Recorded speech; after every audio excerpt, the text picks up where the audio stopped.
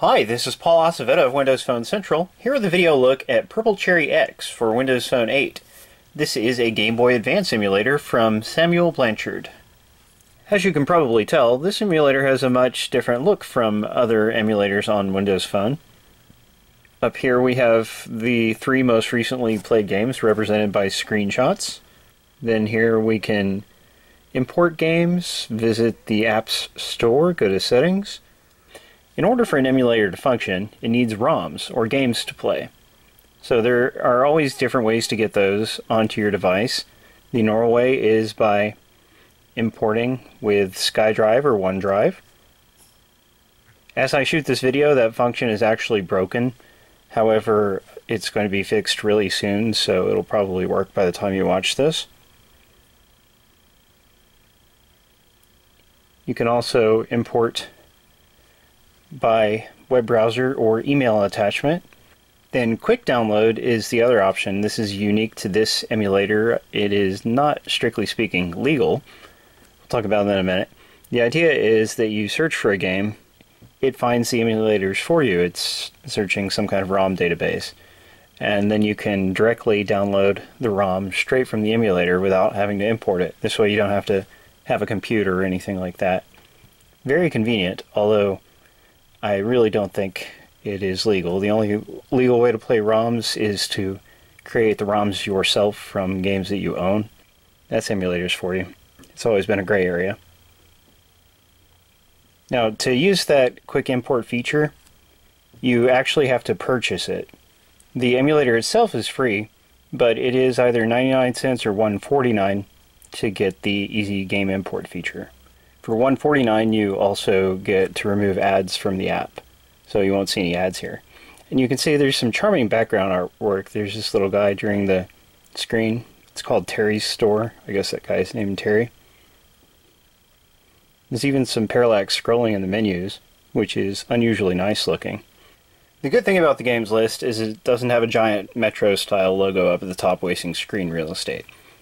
However, it does have these letters. Big letters can't be turned off at present, and they get in the way. I mean, you're displaying half as many ROMs by having to see all the letters. I'd rather, if it was an option to view the letters, to jump to them, but otherwise you can not mess with them. By default, it comes with 2 ROMs, Anguna and Maya. Those are legally included, which is cool, so you can actually use the emulator even without having to go out and get ROMs. One thing I don't like here is that screenshots are not displayed from the game selection screen, because that's actually where you would want screenshots to be displayed instead of having to select the game to see what it looks like. Once you've selected a game, you can edit its title if you would like. You can sort your save states.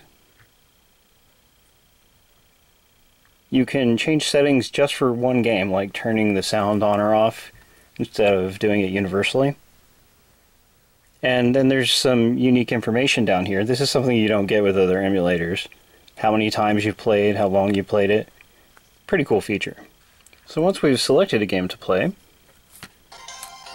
you can play it either vertically, and you can see that the buttons are kind of modeled after an original Game Boy. Not real great looking in my opinion, but not the worst user interface I've ever seen. And then here they become transparent when you turn it sideways. Select and start are way up here at the top, which is a little bit awkward for me personally to reach on a 1520, but if you're playing with a smaller phone, it's probably not a big deal. But I would like the ability to customize button position. Down here there is a C button, which doesn't appear to do anything. What the button should do is press B and A at the same time. I just don't think it actually does.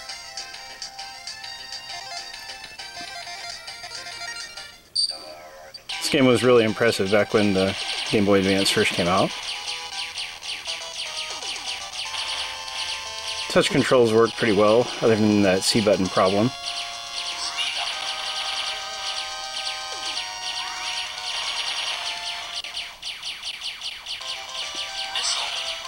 Some people just hate touchscreens for playing classic games, so if that is you, then you might want to just stick to role-playing games or action RPGs, games that are a little bit simpler than to shoot 'em up.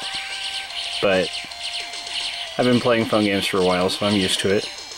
Pressing the back button brings you to this menu. Return to the game, reload a save state, save or load, and you can also manage your save state slots right from there. You have a couple of sound options to switch between normal and highest quality sound. On the video, you can use the camera button to put the game in turbo mode, which is pretty cool. You can lock it to landscape or portrait and do frame skip. Here the controls are incorrectly called a paddle. Hopefully that'll be fixed. And you can see there's just no other control options. There definitely needs to be more.